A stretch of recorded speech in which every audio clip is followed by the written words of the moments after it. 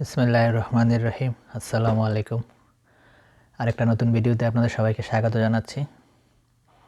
আসলে আমি আইএলটিএস নিয়ে ভিডিও করেছিলাম গত পর্বে একটা।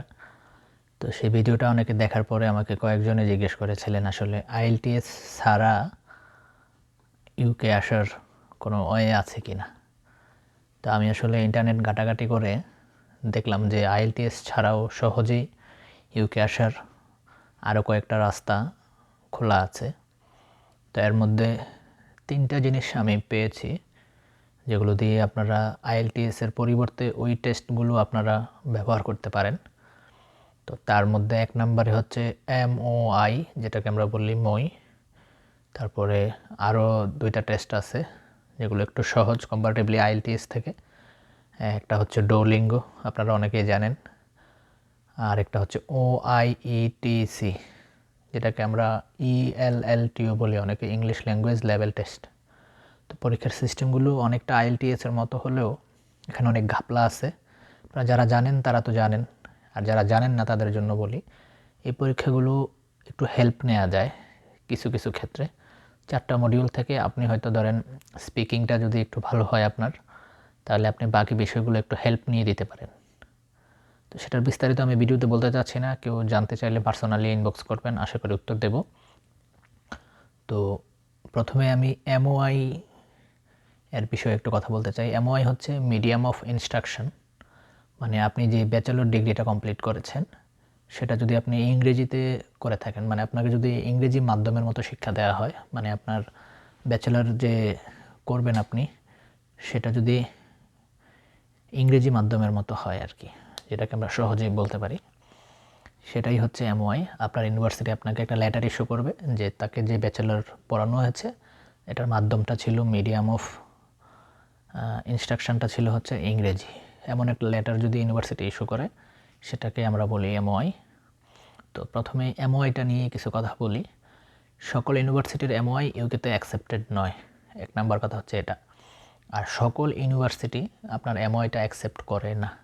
সাধারণত একটু লো কোয়ালিটির যে ইউনিভার্সিটিগুলো এগুলো MOI অ্যাকসেপ্ট করে। আর বাংলাদেশের সব ইউনিভার্সিটির MOI অ্যাকসেপ্টেড নয়, কিছু কিছু স্পেসিফিক ইউনিভার্সিটির MOI অ্যাকসেপ্টেড। তো আমরা চলেন প্রথমেই দেখে নিই কোন কোন ইউনিভার্সিটির MOIগুলো অ্যাকসেপ্টেড ইউকেতে। তো সেই লিস্টটা আমি বের করে রেখেছি, দেখে দেখে আমি বলতেছি কারণ মনে থাকে না। এর মধ্যে ইউনিভার্সিটিগুলো হচ্ছে MOI অ্যাকসেপ্টেড যে ইউনিভার্সিটিগুলোর বাংলাদেশের, এর মধ্যে আছে daffodil university, international Islamic university, তারপর হচ্ছে green university, east West university, IUBT university, university of Asia Pacific, BRAC university, north south university, Ahsanullah university of science and technology, American international university, Asian university for women. এই কয়েকটা ইউনিভার্সিটির list private ইউনিভার্সিটির এখানে দেয়া আছে। আর অনেকগুলো পাবলিক ইউনিভার্সিটির MOIও অ্যাকসেপ্টেড, বেশিরভাগ পাবলিক ইউনিভার্সিটিরই অ্যাকসেপ্টেড। কিন্তু সমস্যাটা হচ্ছে আপনি যখন আপনার পছন্দের ইউনিভার্সিটিতে আসতে চাইবেন সেই ইউনিভার্সিটিগুলো আপনার এই MOIটা অ্যাকসেপ্ট করে কি না। তো কোন কোন ইউনিভার্সিটিগুলো অ্যাকসেপ্ট করে এমন একটা লিস্টও আমি এখানে পেয়েছি। আসলে এই লিস্টের 19-20 হতে পারে, মানে আরও কিছু ইউনিভার্সিটি থাকতে পারে বাংলাদেশের যেগুলো অ্যাকসেপ্ট করে, এবং ইউকেরও আরও অনেক কিছু ইউনিভার্সিটি থাকতে পারে আমি বলার বাহিরে যেগুলো অ্যাকসেপ্ট করে। আসলে আমি যেগুলো খুঁজে পেয়েছি সেগুলোই এখন বলছি। ইউকেতে অ্যাকসেপ্ট করে হচ্ছে university of Portsmouth, university of creative arts, university of Hertfordshire, তারপরে হচ্ছে Cardiff metropolitan university, Birmingham city university, university of South Wales, যেটা বাংলাদেশি স্টুডেন্টদের কাছে খুবই জনপ্রিয় একটা ইউনিভার্সিটি, ইউনিভার্সিটি অফ সাফল্ক, তারপর হচ্ছে imperial college London, Queen Mary university, তারপরে হচ্ছে university of Essex, university of Brighton, Saint Paul university. এই কয়েকটা ইউনিভার্সিটি আপনার MOI অ্যাকসেপ্ট করে বাংলাদেশ থেকে। এই গেল MOI এর ব্যাপারটা IELTS এর পরিবর্তে। তারপরে আসেন OITC এবং ডুওলিঙ্গো। সবচেয়ে বড় জিনিস হচ্ছে আপনারা যদি ইন্টারনেটে সার্চ করেন অথবা আপনার পছন্দের ইউনিভার্সিটি যদি আপনি সিলেক্ট করে থাকেন, ওই ইউনিভার্সিটির ওয়েবসাইটে গেলে কিন্তু আপনি দেখতে পারবেন তারা ল্যাঙ্গুয়েজ টেস্ট হিসেবে কোন কোন টেস্টগুলো অ্যাকসেপ্ট করে। ওয়াইটিসি এবং ডুওলিঙ্গো তারা অ্যাকসেপ্ট করে কি না এটা তাদের ওয়েবসাইটে গেলেই আপনি দেখতে পারবেন। সবচেয়ে ভালো হয় হচ্ছে এটা। এখানে সাধারণত ইন্টারনেটে তথ্যগুলো বিক্ষিপ্তভাবে থাকে, তো আমি যেটা বললাম এর বাইরেও থাকতে পারে। তো যে ইউনিভার্সিটিগুলো এমওআই অ্যাকসেপ্ট করে এই বেশিরভাগ ইউনিভার্সিটিগুলো ডুওলিঙ্গো এবং ওয়াইটিসিও অ্যাকসেপ্ট করে। তারপরেও আপনারা শিওর হওয়ার জন্য আমার মনে হয় যদি ইউনিভার্সিটির ওয়েবসাইটে যান, ওয়েবসাইটে গিয়ে ল্যাঙ্গুয়েজ টেস্ট কী কী তারা অ্যাকসেপ্ট করে এটা যদি দেখে নেন একটু ভালো হয়। তো সাধারণত আমরা আইএলটিএসটাকে একটু কঠিন মনে করি বা একটু ভয় পাই, এই জন্য আমরা বিকল্প ব্যবস্থা চিন্তা করি যে সহজ কোনো উপায় আছে কি না। এই জিনিসগুলো একটু সহজ হলেও আবার আরেক দিক দিয়ে একটু কঠিন।